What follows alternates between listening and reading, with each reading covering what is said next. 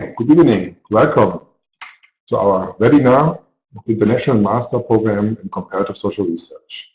Let me introduce myself. In the beginning, my name is Christian Fröhlich. I have a PhD from Leipzig University in Germany, one of the oldest universities in Germany and probably even in Europe. I graduated in sociology and ended up at HSE already a couple of years ago. I'm very glad I did, and decided to go here and had the opportunity to lead this wonderful master program, which I am about to present to you today in the evening. I hope everybody can hear me well. Certainly at all part here, the technique is working fine. I will continue to speak in English this evening, since our master program is totally taught in English. Everything is administered in English, and we have a lot of international students, international lecturers. I will talk to you about this in a second in more detail, but just to warn you a little bit, this presentation is in English, but if somebody of you has some problems with posing these questions after my presentation in English, you can write to me in Russian. I understand Russian perfectly well, but I will then still answer in English to you. All right, I guess we could just start off with our with my input to you before we come to the Q&A in the following. Yeah, international master. What does it mean? When I come to you, we have a real international educational program here at HSE. I'm very proud that we were able to actually set this up.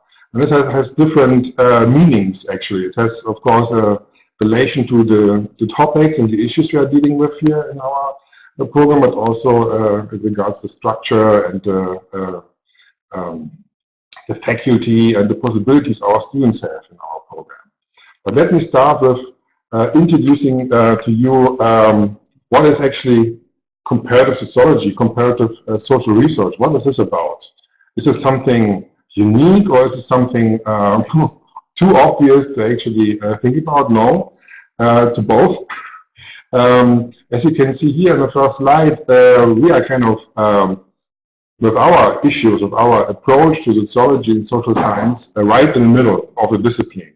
And this is actually comparing, as already immeut stated, one of the founding fathers of modern social research and sociology in particular, found as the core method of social research and analysis to compare social facts in our reality, actually to get a grip of things and to explain why certain things differ, why differ certain behaviors of social groups, why do people act differently in certain situations, why have certain social groups more successful, more religious, and more active in certain parts of their life than others, is actually a comparative approach to social analysis.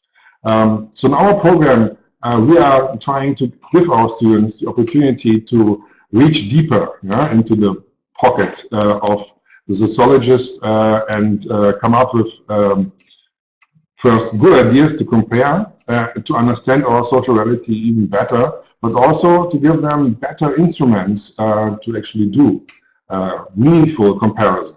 So we urge our students to investigate the differences between nations, cultures, and other social, political, religious, and ethnic groups. So comparison does not mean necessarily you have always to compare on a macro level of nations and cultures. You can do this, and this is wonderful, and many of our students do this, but you also, our students pick out, different genders to compare, different religious groups to compare, migrants from different countries, and how they integrate, how they adapt, how they live their lives in modern day Moscow, for example.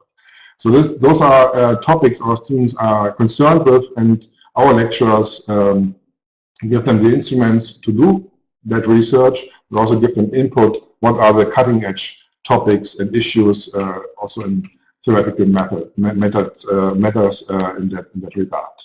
You see a second citation I always love to cite. One of the still living gods of sociology today, Robert Ingelhard. You may have heard him already. One of the founding father of modern modernization theory, approaching international comparison of cultures, of countries with regard to values, to norms, so to cultural matters, and try to explain them. He is the head researcher, actually one of the head researchers of a big international lab at the Higher School of Economics, although he's still, of course, professor of sociology at Michigan University in the US. And he is, although, of course, he is founder of our master program, but he also kind of brought to the point here what is comparative social research about. It provides an insight into how societies are evolving, and to what extent given social policies are successful. Meaning, comparing of societies on a large scale or on a more smaller scale, social groups of all kinds, gives us a better understanding, actually, of societies and how the societies evolve when we compare them to other societies. And we see the differences and similarities, and that gives us actually the possibility to tackle current problems in societies, and to see how are those problems tackled in other societies, and why are they tackled differently? Maybe what can we do better? Where are the problems on our side or the other side? So this is comparison. He has a very practical implication because it provides knowledge for problem solutions of all kinds in modern day. Let me give you then, after that quite long introduction, a little overview here about the program highlights. Our master program is in structure actually a usual 2-year master program in sociology. We will have then in the end a diploma in sociology, but we are a quite smaller program. We have only 15 places for Russian citizens where the state provides a scholarship, a tuition waiver. So they are so-called budget places. They are free of charge. They want to study our program, but only 15 of them. We have 5 tuition-free places also provided by the Russian government for foreign applicants, and we have around 5 commercial places. So students have to pay a fee. You find the fee on our website. Here we are able to offer reduction. That depends on how well your portfolio will be evaluated. So if it's quite well evaluated, you may be eligible for 25% reduction, or even for a 50% reduction. So this is actually a great opportunity also for those who do not make the very rigorous selection process for the tuition-free places. What we provide is quite a lot. You see here our instruction is fully in English because we have a very broad pool of international lecturers.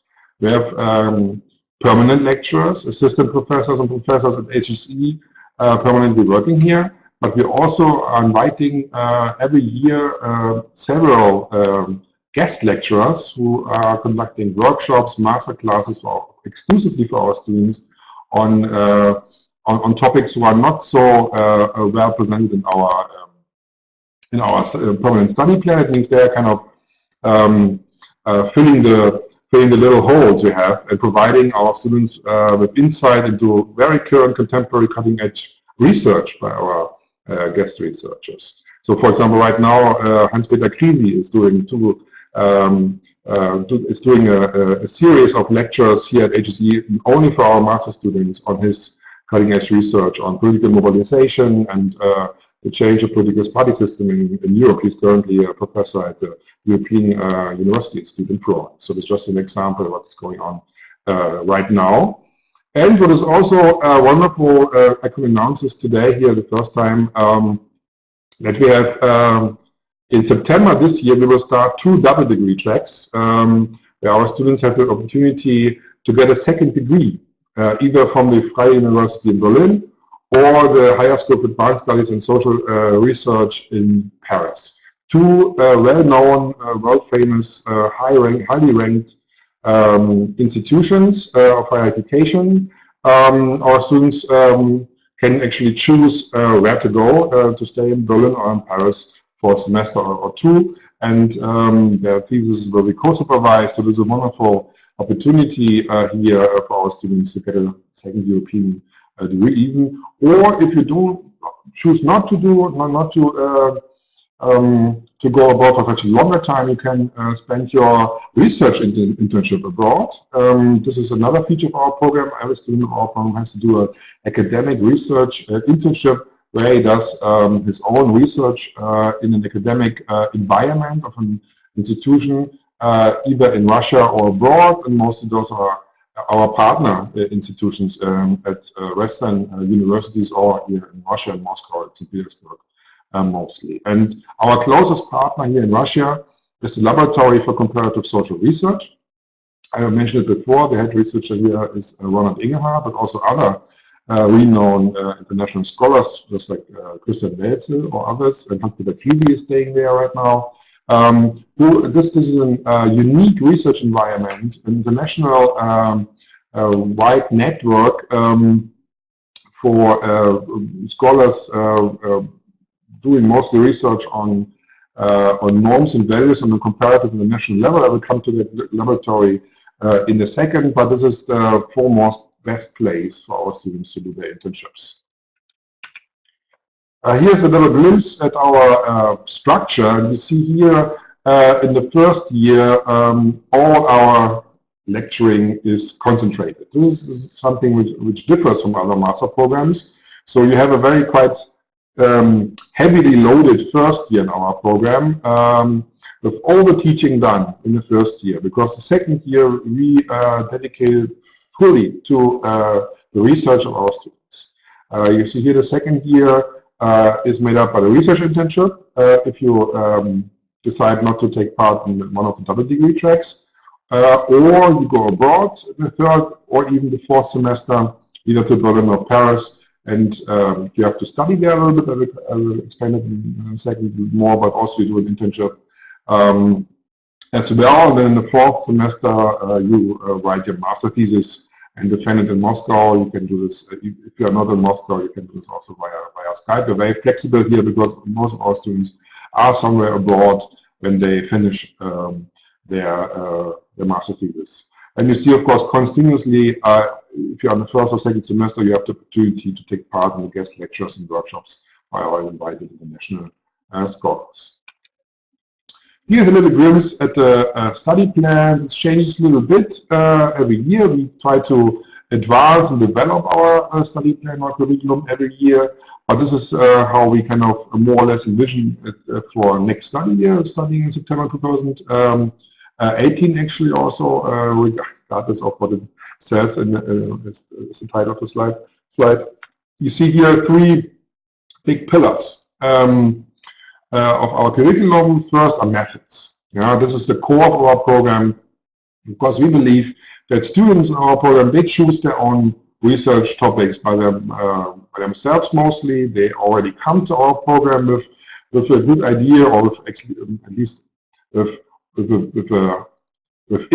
strong interests in certain topics, but they need good research methods to tackle those research interests and develop them into a feasible and fruitful research project. So you see here a lot of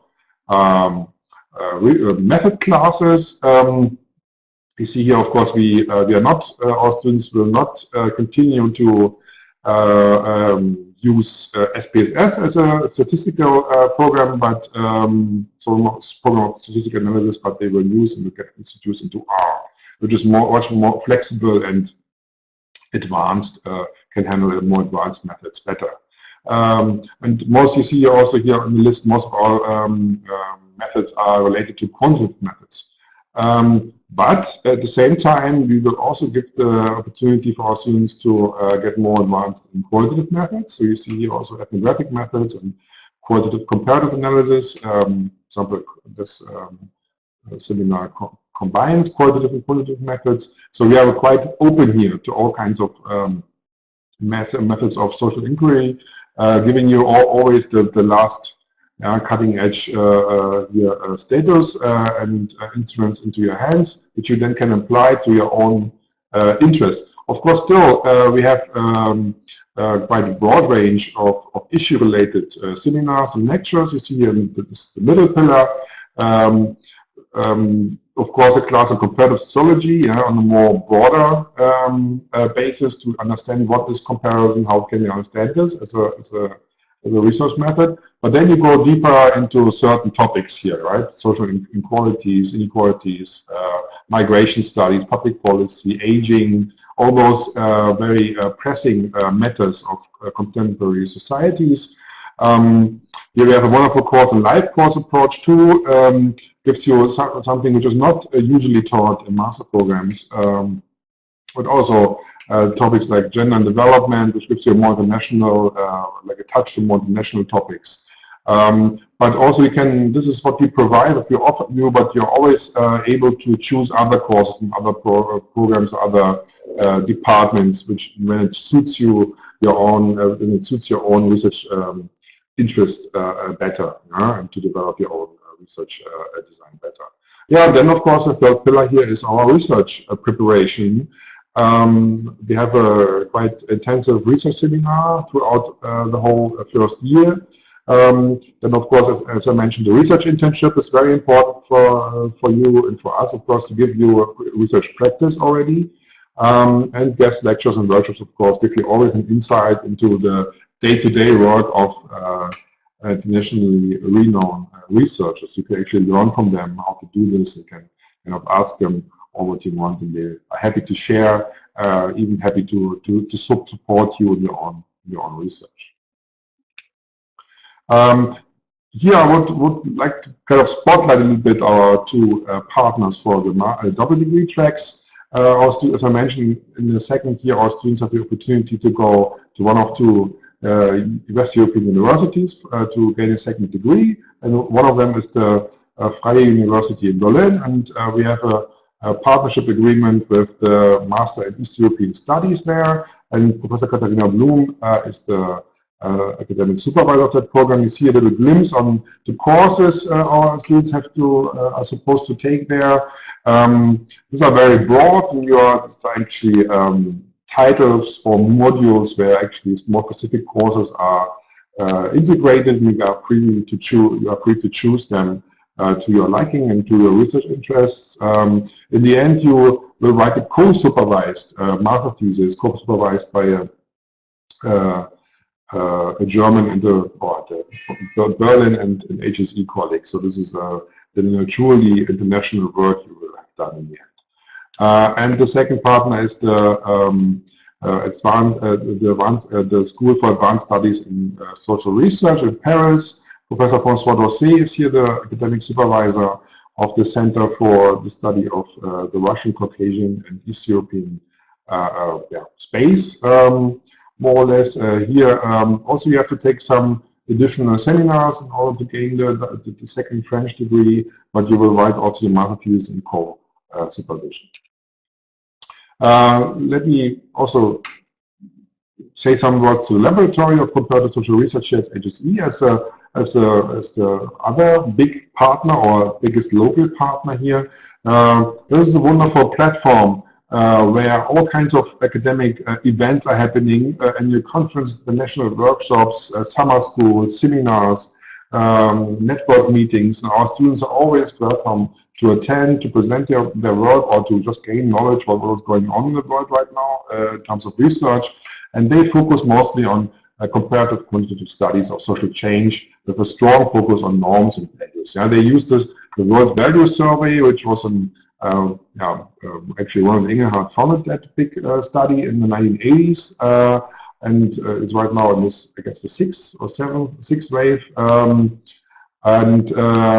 This has actually already encompassed almost all countries in the world, and more than 50 projects, research projects within the network of the Comparative Social Research Laboratory are dealing with the data of that survey, and our students are always welcome to use the data for their own projects or engage in projects at the laboratory. And of course, that network is a wonderful maybe even the best opportunity for our young researchers to relate, to connect to the national colleagues for the internships, or even for then further opportunities for PhD graduate schools, yeah, where you want to go to our partners, to institutions our partners at. Here, just a broader glimpse of our partner institutions. Here, in addition, we have partnerships with two Dutch universities, Tilburg University, where the European Value Study is actually coordinated. It's the headquarter, and they are always happy to take our students as interns, and they have been there for the last couple of years. And Radboud University in Nijmegen is also a place where we cooperate with the sociology masters. They are also very research orientated for teacher-student collaborative research projects. Here we are glimpse of the national pool of lecturers. You see the upper row our own lecturers, and the lower row on the national guest lecturers. You see the institutions also in brackets, so from all over the world actually, and also our own HSE pool of lecturers from all over the world, from France, from India, from Germany, myself. So this is truly the national atmosphere in our program, and this is also something our graduates actually mention. You know, when you see there are citations here, you not only mention the national atmosphere, but also a combination of theoretically driven research orientation in our program. Most of our students are very happy to realize their own research projects. You do not get provided an already ready-made package of what they should do, but we support our students in their individual research projects. But they have to lead themselves, of course. Yeah, but then we support them with all the resources we have.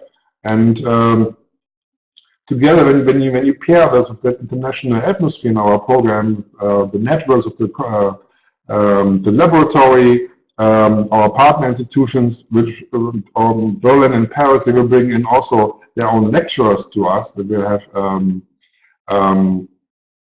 have their guest lectures at our program as well. So then this creates a certain atmosphere, and here Christian Welze from Lüneburg, the second head researcher at the laboratory, phrased it already, no? that he finds always dedication, skill, and diversity in both student and faculty body. So this is I can only underline here how fun it is actually to work every day in the program. Who should apply? Actually, that always comes from my words. All right. You should have an interest, of course, in that international atmosphere, in doing research in the international atmosphere. You should have fun to engage in a national student group. Yeah, we have students here from all over the world, as you see here from the US, but also from Chile, Ghana, Italy, Turkey, and Spain, and other countries coming in every year. And our students are from all kinds of disciplines, not necessarily from sociology. We have political scientists, we have anthropologists, we have psychologists. So all are welcome who have an interest in society as such. Yeah? Therefore, we are not limiting our students in the selection process, the applications. We are not sorting out everybody who is not from sociology, but in the contrary, we're looking very closely at the motivation letters and at your research statements to understand what is actually your research interest and what are the ideas you have for your own research. Here are some examples of our graduates where they're actually ending up. Our program, I have to say, is quite young. We only started in 2014. It means we have only 2 graduate classes, so not much experience where our students actually end up in the end. But what we can say is a little bit what is here on the slide. You see many of our graduates are continuing their research career as PhD students. in Russia or abroad. For example, Kirill Makar was a good example of someone who did his research internship at Tilburg University in the Netherlands, and then went on to a graduate school at Essex University, sorry, in the UK. So, but others continue their path in Russia, very successful here at HSC, but still maintaining the international network they gained during their studies at the master's program. Yeah, so here a little glimpse on what you need to provide if you want to apply to our program. It's not much, actually, just a CV. Of course, try to include everything you can think of, so all your also research experience, what kind of projects you have been engaged in, if you have published already something, or if you have participated in conferences as a speaker or something, or workshops, summer schools and so on. Include it all, so you get a good picture of your activities during your bachelor's or previous other studies. And include, please, a motivation letter of maximum one page. Don't write a book. We are interested in, foremost interested in why are you applying to our program? So it means what is your interest in comparative social research? So please address that topic. How is it important to you? The aspect of comparison, and also what do you want to do afterwards with the degree? What is your research? What is your professional goal? And also, you need a research statement from you. That's why, because we want to understand what is your prior experience, what kind of research have you done, what kind of instruments have you used, what kind of methods, and what are your research interests and ideas for the future. This is what we want to know, just very shortly, or maximum one page. And then also 2 recommendation letters, best from 2 professors of yours, previous professors. If it's not possible, could be also someone you have been doing an internship with in the past. Also best if they're both in English, but I understand sometimes this is difficult, especially when the professors are already a little older. Then okay, you can provide in English, but then maybe not all in the selection committee can read it. So this could be to your disadvantage. So try to provide it in English. If you have transcripts of some kind of English language examinations, so an IELTS test, and TOEFL test, or something like that, provide this. That would be very important. If not, but you still are on the short list, we will invite you for a short Skype interview, probably in the beginning of August, just to hear you, just to have a little conversation with you very shortly. And of course, your former diploma has to be included to see what kind of prior knowledge you have, what kind of courses you have taken in the past. If you want to have more information, please look at our website. You see it here at the end of the slide, or just write an email to me. It's the first email address here, or to our manager, Vashekina, for any other more detailed question, or you can post them right now in the chat, and I see you have done it already, and I will now try to answer to them as good as I can, as well as I can. Do students practice in Russian companies and speak Russian, or is it necessary to work in a national company? No, of course, I understand. Most of our students are Russian in our program, of course, and if they work in Russia, so if they do the internship in Russia, of course, they should adapt and integrate in that company, in that environment, and of course they can speak their mother tongue, Russian. It is not necessary to do your internship in an international company. However, of course, would be even better, but it's not to your disadvantage, of course not. So you can choose freely as long as it's in research activity. Yeah? The research internship means you should do some kind of research activity. Yeah? Another question asked me to explain the process of double degree program, and if there are any tests before, or if it costs something, or what is the financial side of it. The double degree, the participation in the double degree tracks is, of course, the result of a little program internal competition. We have in both in both tracks, we have around 5 places to provide. And we have, of course, more students in the program, so logically there could be a competition. So we have to ask our students to submit a short application. It means a motivation letter on the project description. What is your research project? And they should argue why they want to go to Berlin or to Paris, how is it connected to their research, to their master thesis. Huh? So there will be a little selection, but it's not,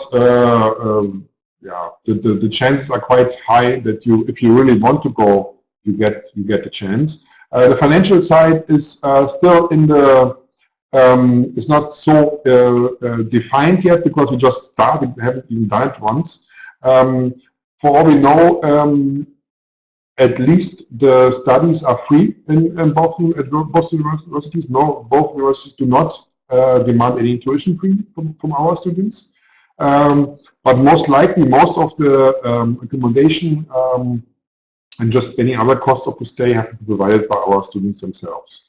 There are some instruments to help to support some of our students with mobility grants. So HSE may be in the position to provide transportation costs. But this is also related to another little competition within the faculty. So that may be not eligible for all the applicants, but for some of them it is. But we are in the process of developing other funding schemes. Yeah, this more of that will be known in September when we actually start it all. A question about the Olympics that we had a month ago.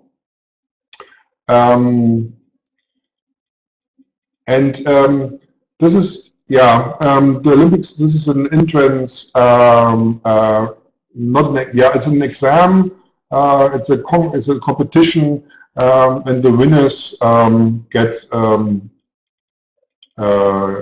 to get a place in our program or in other programs at HSE without providing a portfolio. I'm not sure what is the question here about, because there have been 2 Olympics, the HSE own Olympics and the Russia-wide Olympics. And I guess the question is about first and third degree. I guess you mean the Russia-wide competition. If I'm not mistaken about that, then it means that the first and second degree winners they get a place. If they apply to our program, they get a place in our program, but not the third degree. This is, but I guess this, if I'm not mistaken, this is already published on the HSE website under that category of Olympics. So please, for more details, look there. Can I confirm my level of English by no, formally no. We would like to have more flexibility in that, but HSE has certain rules for English language certification, meaning if you don't have a certificate of one of the usual main English tests, then it's no problem, but it means we will additionally have a little talk with you via Skype, or if you are in Moscow, we will meet. It's 1st and 2nd of August. This is just a little, so no, it's not a test or something. Just with a selection committee, we will have a little conversation with you. That's all. Are there any benefits of participation in the Olympics? I'm professional, professional. For entering the program, I just answered that. Yes, if you are the first and second degree winner of the sociology part of the Olympics, professional, then you have the opportunity to enter our program without a portfolio application. Another question asks if we have any comparative historical sociology courses to offer. Not as such. We have no comparative historical sociology courses, but the course on comparative on qualitative comparative research,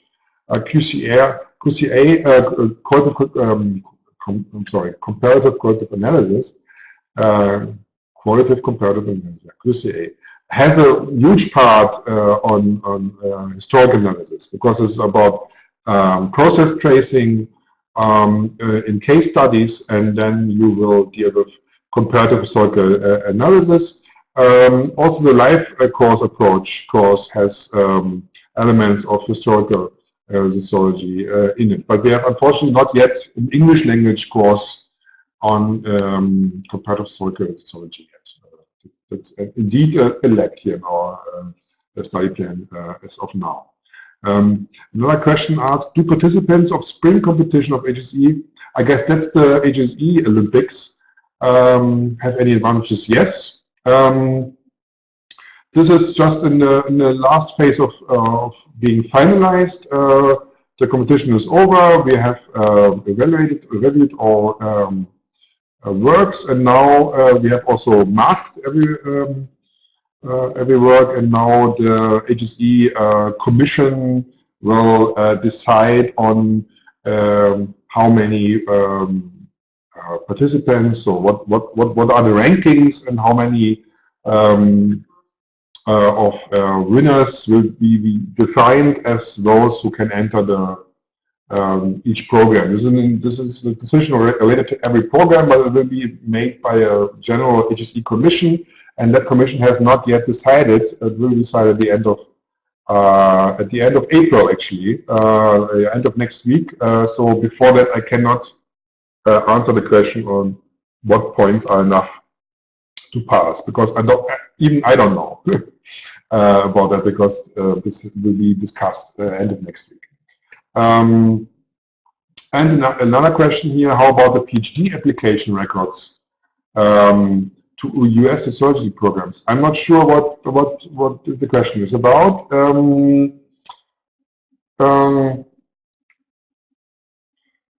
I have no idea about US sociology programs.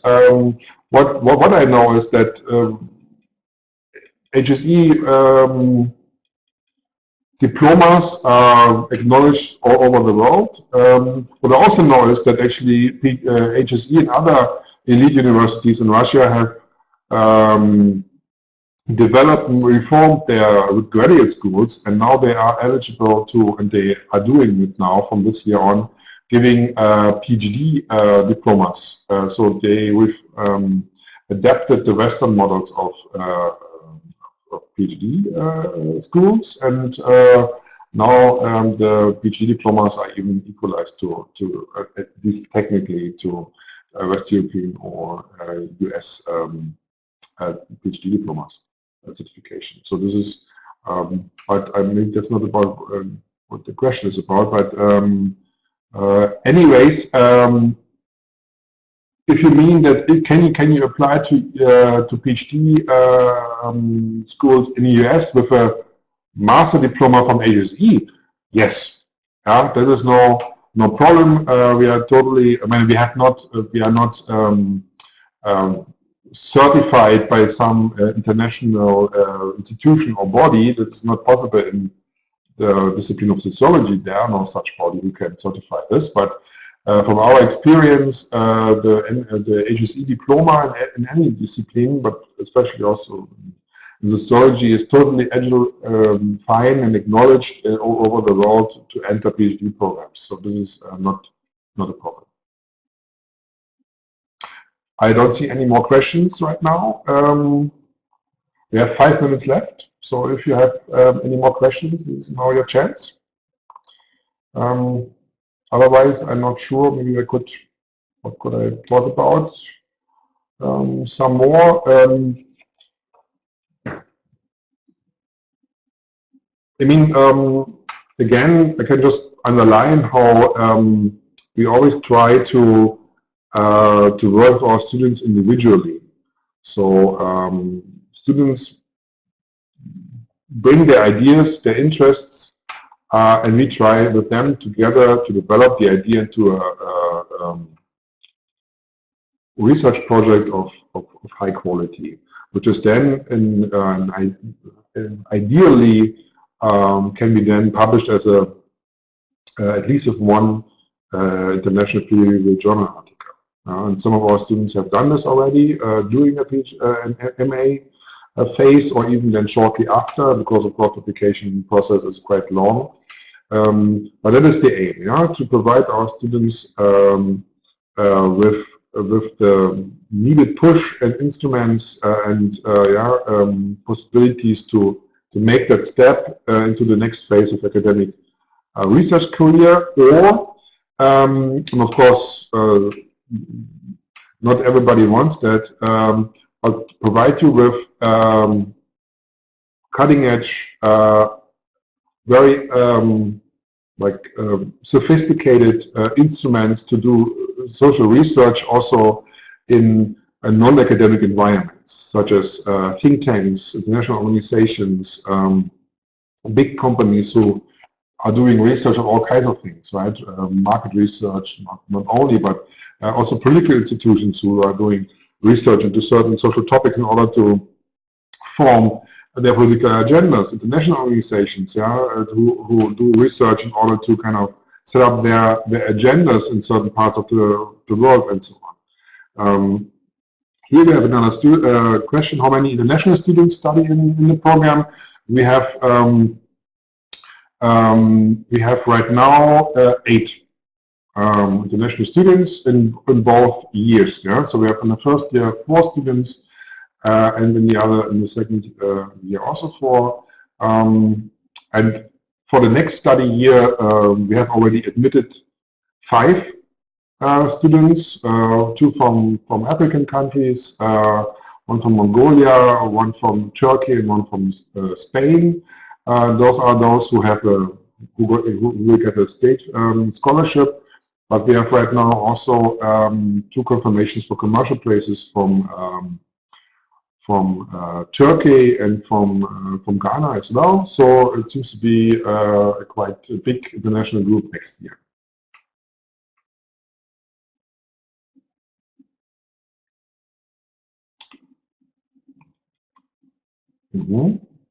So we have 2 more limits. What else could I? Our students also participate with their research projects in the national conferences. We have the International April Conference here at HSE every year, which is a wonderful opportunity for our students to present their research or get in contact with the national researchers. We have students who travel to international conferences within Russia or abroad. This is also not seldom and quite usual business for our students. So they come around, they are quite busy all the time, but of course quite excited about this as well. So I hope you got a insight in our program. Again, my name is Christian Fröhlich. If you want to know more, if you come up with questions a couple of days later, please do not hesitate to write to me, and I'm happy to answer your questions. Otherwise, I wish you a nice evening. Thank you for participating, and bye-bye.